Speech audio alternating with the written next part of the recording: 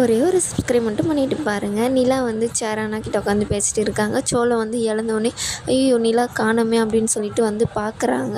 வந்து பார்த்தோன்னே இங்கே தான் உட்காந்துட்டு இருக்கேன், ஏன்னா எங்கே உட்காந்துட்டு இருக்கீங்க, நீங்கள் 2 பேரும் தூங்கலையா அப்படின்னு. என்னாச்சு நிலா அப்படின்னு கேட்கும்போது, இல்லை அண்ணன் வந்து தனியாக உட்காந்துருந்தாங்க, அதனால தான் நானும் கொஞ்சம் நேரம் உட்காந்துட்டு இருக்கேன், நீங்கள் போய் தூங்க போங்க அப்படின்றாங்க.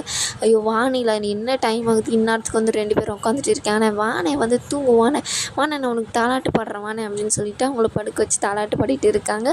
பல்லவன் பார்த்தீங்கன்னா என்ன ஆரோரோ பொறாரோ நின்றுட்டு இருக்க என்னை எட்டி மிதித்தேன், அவ்வளோதான் உன்னை, அண்ணன் விடிகாலம் ஆயும் தூங்காமல் இருக்கு, உனக்கு என்னடா தூக்கம் கேட்குது, மரியாதைப்படுத்தி தூங்கிடு, நான் பாட்டு பாடியே ஆகுவேன் அப்படி. அண்ணி நீங்களாச்சும் சொல்லுங்கள், நீ படுற நீ படு நீட்டு அப்படின்னு சொல்லிட்டு, நிலா நீ போய் படுப்போ அப்படின்னு சொல்லிட்டு அவங்களையும் படுக்க வச்சுறாங்க. இவரும் வந்து பார்த்திங்கன்னா அண்ணன் தூங்கிட்டாருன்னு சொல்லிட்டு போய் படுக்கிறாரு. ஆனால் அண்ணன் தூங்கவே இல்லை, மறுபடியும் முழிச்சு யோசிச்சிட்டே இருக்காரு, என்ன ஆச்சு சந்தாவுக்கு ஃபோன் பண்ணாமல் எடுக்கலையே அப்படின்னு சொல்லிட்டு. அதுக்கப்புறம் ஒரு வழியாக போய் இறங்கிடுறாங்க. வண்டியில் போகும்போதும் பார்த்திங்கன்னா சந்தாவுக்கு ஃபோன் பண்ணிகிட்டே இருக்காங்க. ஏன்னா ஃபோன் பண்ணிகிட்டே இருக்கு, இருண்ணே உனக்கே அவங்க ஃபோன் பண்ணுவாங்கண்ணே அப்படின்றாங்க. இல்லைடா லாஸ்ட்டாக எனக்கு ஃபோன் வைக்கும்போது யாரோ வந்துட்டாங்க, அது ஏதாச்சும் பிரச்சனை ஆகிருக்குமோ, என்ன ஆகிருக்குமோ, கல்யாணம் நடந்திருக்குமோ அப்படின்னு சொல்லிட்டு பயங்கரமாக யோசிச்சுட்டு போயிட்டு இருக்காரு. அப்படியெல்லாம் யோசிக்காதீங்க, நான் பாசிட்டிவாக யோசிங்கண்ணே அப்படின்னு சொல்லிட்டு நிலாவும் அவங்களுக்கு சொல்லிகிட்டே போயிட்டு இருக்காங்க. அதெல்லாம் நடந்திருந்தால் அனீஷ் நம்மளுக்கு ஃபோன் பண்ணியிருப்பாருல்ல அப்படின்னு சொல்லிட்டு இது பண்ணுறாங்க.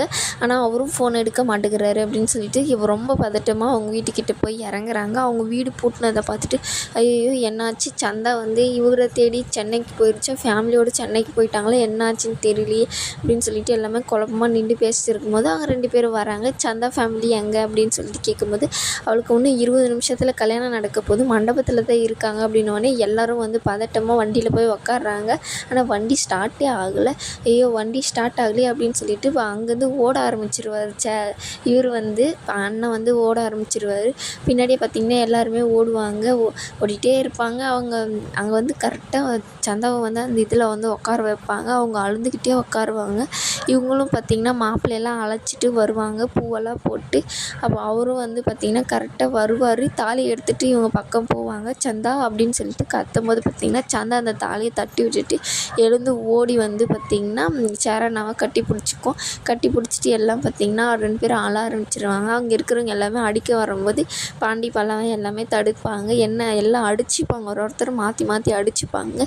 எல்லோரும் கொஞ்சம் நேரம் அமைதியாக இருங்க அப்படின்னு சொல்லிட்டு அமைதியாக இருந்துட்டு, நீங்கள் என்ன சொன்னீங்க, சந்தாவை என் அண்ணனுக்கு கல்யாணம் பண்ணி வைக்கிறீங்க தானே சொன்னீங்க, ஏன் இந்த மாதிரிலாம் பண்ணுறீங்க அப்படின்னோடனே, உங்களுக்கு எங்களுக்கு செட் ஆகுது, நான் தான் இது ராமேஸ்வரத்துலேயே சொல்லிட்டேனே உனக்கு பொண்ணெல்லாம் கொடுக்க முடியாதுன்னு சொல்லிட்டு அவங்க அப்பா வந்து சொல்கிறாரு. எப்படி கொடுக்க முடியாது, உங்கள் பொண்ணு என்ன பார்த்தோன்னே ஓடி வருது, உங்களுக்கு எந்த தைரியத்தில் இந்த மாதிரிலாம் பண்ணுறீங்க, ஒரு பொண்ணுக்கு இது நடக்காது, அதுக்கு பிடிக்காதுன்னு சொல்லிட்டு இந்த மாதிரிலாம் பண்ணுறீங்களே, ஏன் இதெல்லாம் நியாயமா அப்படின்னு சொல்லிட்டு கேட்குறாங்க. சின்ன வயசுலேயே முடிவு பண்ணியாச்சு, சென்னைக்கு வந்து 6 மாதம், இந்த காதல் என்ன காதல் இதெல்லாம் அப்படின்னு சொல்லிட்டு உங்கள் அப்பா வந்து சொல்கிறாரு. இல்லை எனக்கு தான் நீங்கள் கல்யாணம் பண்ணி வைக்கணுன்ற மாதிரி 2 பேரும் பார்த்திங்கன்னா பயங்கரமாக பேசிட்டு அடிச்சுப்பாங்க. மறுபடியும் அதெல்லாம் முடியவே முடியாது அப்படின்னு சொல்லிட்டு சந்தாவை அவர் கையை பிடிச்சி கெட்டியமாக பிடிச்சிப்பாரு. இந்த முடியவே முடியாது, எனக்கு தான் நீங்கள் கல்யாணம் பண்ணி வைக்கணும், சந்தாவை அவனுக்கு கல்யாணம் பண்ணி வைக்காது, எனக்கு ஏன் கல்யாணம் பண்ணி வைக்கக்கூடாது, அந்த மாப்பிள்ளை வந்து சண்டை போட மரியாதையாக இங்கேருந்து கிளம்பிடுங்க, அனீஷ் நீ கூட பார்த்துட்டு இருக்கிய அப்படின்னோடனே, ஆனால் நீங்கள் இங்கேருந்து தயவு செஞ்சு போயிடுங்க, இல்லைன்னா பெரிய பிரச்சனை ஆயிரும், வேண்டாம் நீங்கள் போயிடுங்க, அப்படி என்னால் ஒன்றுமே பண்ண முடியல அப்படின்னு சொல்லிட்டு அனீஷ் வந்து சொல்லுவார். என்ன நீங்களும் இப்படி பேசுகிறீங்களே அப்படின்னு சொல்லிட்டு எல்லாருமே ஷாக் ஆகி பார்ப்பாங்க. மறுபடியும் அவங்கள உட்கார வச்சு தாலி கட்ட போவாங்க. சேரனை வந்து அங்கேருந்து தள்ளி விட்டுட்டு அவங்கள வந்து அடிக்க ஆரம்பிச்சிருவாங்க. ஆனால் சந்தா வந்து அந்த தாலியை தள்ளி விட்டுட்டு எனக்கு இந்த கல்யாணமே பிடிக்கல அப்படின்னு சொல்லிட்டு எழுந்து நிற்பாங்க. எல்லாம் ஷாக்காகி பார்ப்பாங்க. இதோட இந்த எபிசோடு முடியுது. கல்யாணம் நடந்துச்சா நடக்கலையான்னு நாளைக்கு தான் தெரியும்.